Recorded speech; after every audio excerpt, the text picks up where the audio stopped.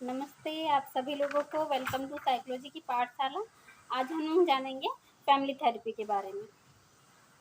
के बारे में आपको जानना इसलिए भी ज़रूरी है क्योंकि कई लोगों को जो मानसिक प्रॉब्लम्स होते हैं या डेली लाइफ में जो प्रॉब्लम्स हो रहे हैं उनको ये नहीं पता होता है कि वो सामान्य चीज़ें हैं या उनका सलूशन है या नहीं, या किसके पास जाने से उसको सजेशन सही से मिल पाएगा।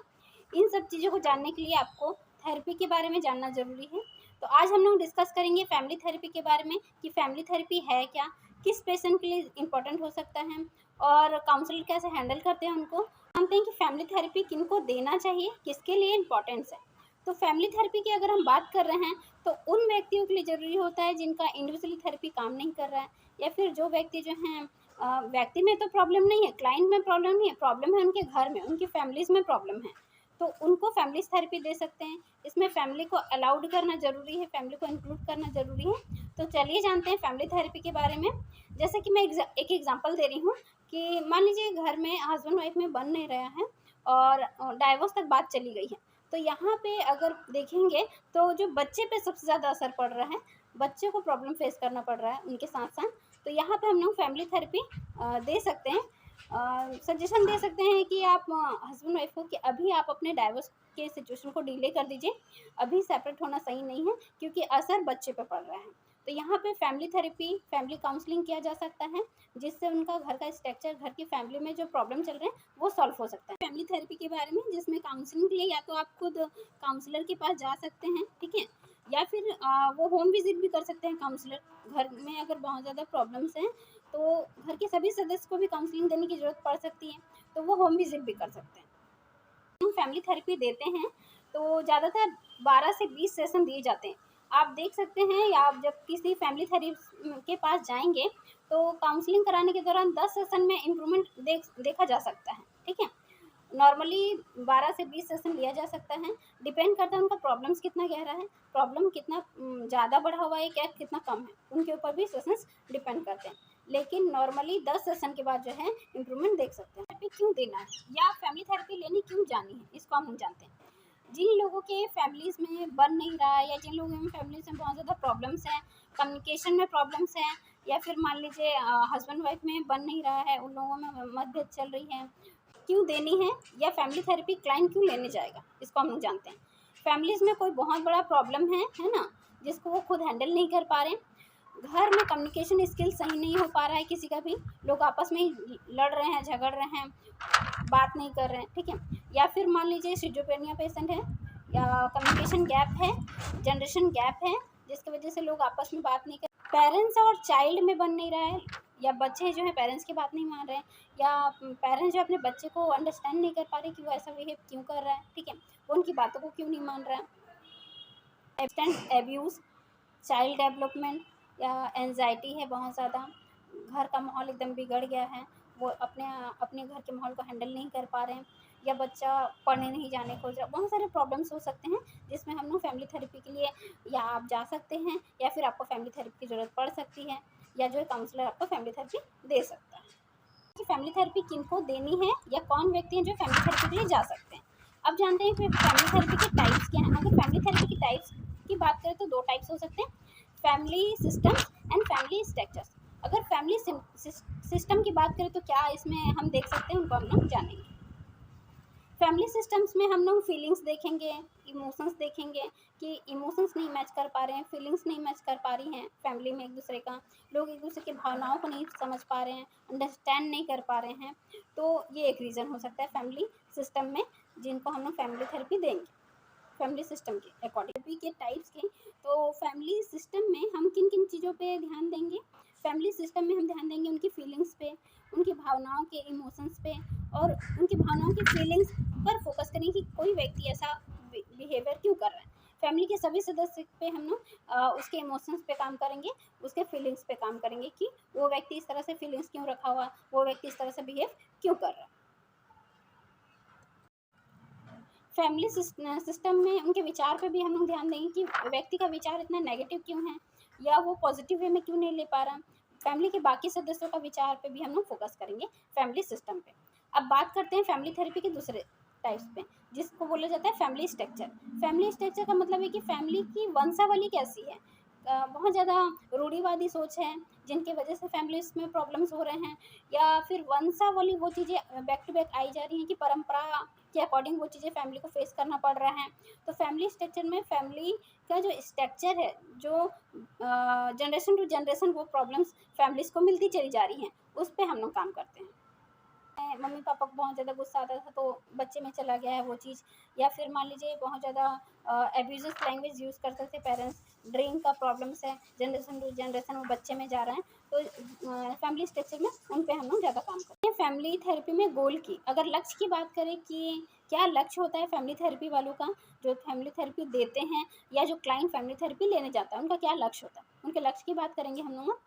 फैमिलीज़ में जो है ऐसी प्रॉब्लम्स हैं जिनको हम पहले आइडेंटिफाई करें कि ये प्रॉब्लम्स है, तो उस प्रॉब्लम को हम लोग रिमूव करने के लिए, उस प्रॉब्लम को हटाने के लिए हम लोग फैमिली थेरेपी दे सकते हैं। तो लक्ष्य की बात करें तो जनरेशन गैप हो सकता है। जनरेशन गैप की बात करें तो जैसे कि मान लीजिए हम अक्सर हम लोग के जो न्यू जनरेशन है उसके मुँह से सुनते हैं कि ओल्ड एज वाले इन चीज़ों के बारे में क्या जानते हैं, या ओल्ड एज वाले इन चीज़ों के बारे में क्या जानकारी रखेंगे, उनके जनरेशन के टाइम पर तो ये चीज़ें थी ही नहीं, ठीक है। तो ऐसे जनरेशन गैप बढ़ता है, तो इन पे हम लोग फोकस कर सकते हैं। हमारा लक्ष्य है कि जनरेशन गैप को हटाना। जनरेशन गैप के वजह से जो चीज़ें कॉन्फ्लिक्ट पैदा कर रही हैं या जो चीज़ें प्रॉब्लम क्रिएट कर रही हैं उनको हम लोग रिमूव कर सकते हैं, उनको हम लोग रिजॉल्व कर सकते हैं। तीसरा है कम्युनिकेशन, गुड कम्युनिकेशन। अगर जनरेशन गैप के साथ साथ आप देखोगे कि पेरेंट्स का और बच्चों के साथ कम्युनिकेशन स्किल सही नहीं है, या फैमिली में बाकी लोगों का कम्युनिकेशन स्किल अच्छा नहीं है, तो गुड कम्युनिकेशन हम लोग उसमें दे सकते हैं। गुड कम्युनिकेशन में हम लोग इम्प्रूवमेंट कर सकते हैं। और साथ ही हम लोग इसमें फोकस करेंगे प्रॉब्लम के आइडेंटिफिकेशन पे, प्रॉब्लम किनको है और कहाँ है और कब कब होती है, तो प्रॉब्लम को आइडेंटिफाई करना ये हमारा लक्ष्य होता है फैमिली थेरेपी में, और उस प्रॉब्लम को रिजॉल्व करना प्रॉब्लम को आइडेंटिफाई करने के बाद। लक्ष्य की तो बात हमने की, अब हम जानेंगे कि किन किन पॉइंट्स को हमको ध्यान रखना चाहिए फैमिली थेरेपी के दौरान। अगर आप फैमिली थेरेपी दे रहे हैं तो क्लाइंट के मूड का ध्यान जरूर रखें, क्योंकि अगर कोई व्यक्ति का मूड बहुत ज़्यादा ख़राब है और आप उनको कम्युनिकेशन स्किल बेहतर करना चाह रहे हैं या उसको फैमिली थेरेपी देना चाह रहे हैं, तो वहाँ आपका कम्युनिकेशन स्किल तो बेहतर होगा या नहीं पता, लेकिन वहाँ पे वो आपकी बात को नहीं सुनेगा, ठीक है। वहाँ पे आप काउंसलिंग नहीं दे सकते, वहाँ पे फैमिली थेरेपी काम नहीं करेगी। यहाँ पे सबसे ज़्यादा ज़रूरी है कि क्लाइंट के मूड को भी ध्यान में रखा जाए कि उनका मूड सही है या नहीं, वो आपकी बात को समझने लायक है या नहीं, वो आपकी बात को समझ पा रहा है या नहीं। और फैमिली में किसी का भी मूड ख़राब है जिनको आप फैमिली थेरेपी देना चाह रहे हैं, तो पहले उनके मूड को जो है काम डाउन करना, रिलैक्स करना, तभी फैमिली थेरेपी जो है काम करेगा। अगर घर में किसी भी एक सदस्य का मूड ख़राब है तो फैमिली थेरेपी आप वहाँ पे नहीं दे पाओगे। तो सबसे पहले हम लोग किन बातों का ध्यान रखना है कि मूड उनका सही होना चाहिए, है ना, या फिर आप उनको रिलैक्स मोड में पहले आने दीजिए, उसके बाद फैमिली थेरेपी जो है काम करेगी। क्लाइंट की बातों को एकदम ध्यान से सुनिए, इनके वर्ड्स को ध्यान से सुनिए कि वो क्या कहना चाह रहे हैं। उनकी बातों को जब आप ध्यान से सुनोगे क्लाइंट की, तो हम उनके 50% प्रॉब्लम्स को उनकी बातों से ही सॉल्व कर सकते हैं। है तो क्लाइंट का रिस्पेक्ट के साथ साथ उनके वैल्यूज़ को समझना ज़रूरी है कि जो क्लाइंट आपके पास आया है वो काफ़ी समय निकाल के आपके पास आया है, अपने प्रॉब्लम्स को लेकर आया है, तो उस वक्त आप उनके वैल्यूज़ को समझिए, उनको रिस्पेक्ट के साथ उनसे बात करिए और उनके टाइम की वैल्यू को समझिए। ऐसे नहीं कि आप उसको 9 बजे बुला रहे हो और आप 2 बजे उनको टाइम दे रहे हो, है ना। उनको रिस्पेक्ट देना है, उनकी वैल्यू को समझना है। क्लाइंट या फैमिलीज़ आपके सामने फैमिली थेरेपी के लिए आ रही हैं, तो उनके स्ट्रेंथ और वीकनेस को आपको ध्यान रखना है, ताकि आप उनके सामने वो बातें ना करें जिनसे उसको एग्रेशन आ जाए, है ना। उनके इन दोनों पॉइंट्स को ध्यान रखना है कि उनका स्ट्रेंथ क्या है, वीकनेस क्या है, और उस पे हम लोग को काम करना है, उनको हम लोग को इम्प्रूवमेंट करना है। फैमिली थेरेपी में पॉइंट्स जो आपको ध्यान रखनी है एज ए काउंसलर, वो मैंने आपको बता दिया, लेकिन फैमिली थेरेपी में कुछ रूल्स भी हम लोग को फॉलो करने होते हैं, जो एज ए क्लाइंट भी आपको फॉलो करना है और एज ए काउंसलर जो काउंसलर में काम कर रहे हैं उनको भी ध्यान रखना है। सबसे पहले ध्यान रखना है कि एज ए क्लाइंट अगर आप फैमिली थेरेपी के लिए गए हो, तो आपको सबसे पहले अगर आप किसी चीज़ में चेंजेस लाना चाह रहे हैं तो सबसे पहले आपको खुद में चेंज लाना ज़रूरी है। अगर आप मान लीजिए घर में साफ सफाई चाह रहे हैं जिसकी वजह से घर में लड़ाइयाँ हो रही हैं, ठीक है, तो सबसे पहले आपको उन चीज़ों को फॉलो करना होगा। तो change your behaviour and change other behaviour, ठीक है। अगर आप खुद में वो चेंजेस लाते हो तभी अदर फैमिली मेम्बर्स में वो चेंजेस आएंगे। तो दूसरों को चेंज करने से पहले आपको खुद में चेंज लाना ज़रूरी है, आप खुद में काम करना ज़रूरी है, ठीक है।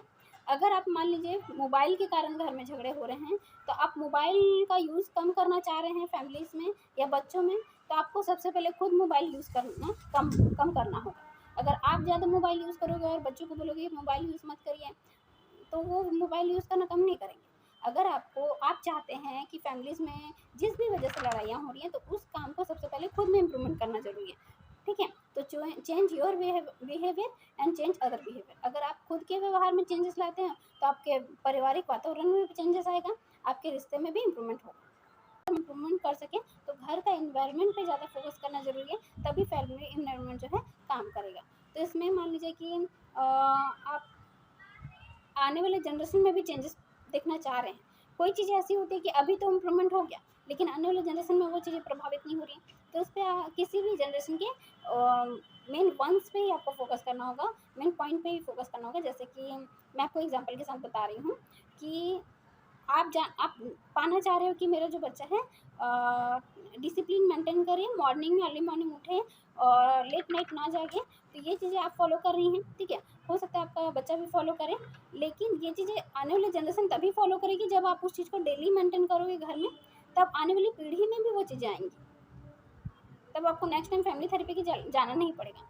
तो मेन जड़ में ही आपको काम करना है। फैमिली थेरेपी किसके लिए ज़रूरी है, क्यों आपको लेना है, कौन व्यक्ति फैमिली थेरेपी लेने जा सकते हैं, किसके लिए नेसेसरी है ना? ये मैंने आप लोगों को बताया। फैमिली थेरेपी के 2 टाइप्स मैंने बताए, family system and family structure. Depend करता है फैमिली प्रॉब्लम्स को देख कर के हम उनको ये फैमिली थेरेपी देंगे, ठीक है? और मैंने कुछ रूल्स बताए, एम्स बताए, गोल्स बताए कि क्या ज़रूरी है फैमिली थेरेपी में, आप क्यों जाना चाह रहे हो फैमिली थेरेपी के लिए, किस व्यक्ति के लिए इम्पोर्टेंट है ना? तो आई होप आप लोगों को फैमिली थेरेपी के बारे में समझ में आ गया होगा। अगर इससे रिलेटेड अन्य टॉपिक पर भी आप जानना चाह रहे हैं, अगर आपके लाइफ में भी कुछ ऐसे प्रॉब्लम्स हो रहे हैं जिसका आपका सॉल्यूशन नहीं मिल पा रहा है, तो आप मुझे कमेंट सेक्शन में पूछ सकते हैं। हो सकता है मैं आपकी हेल्प कर सकूं, या फिर आप काउंसलर के पास जाइए, उससे डिस्कस करिए कि हो सकता है कि आपका प्रॉब्लम सॉल्व हो जाए। एंड अगर आप लोगों को मेरा वीडियो पसंद आ रहा है, तो लाइक शेयर कमेंट प्लीज़। आप लोगों को मेरा वीडियो पसंद आ रहा है तो चैनल को सब्सक्राइब करना मत भूलिएगा, and share to your all friends and family members. And मेरा वीडियो देखने के लिए थैंक यू।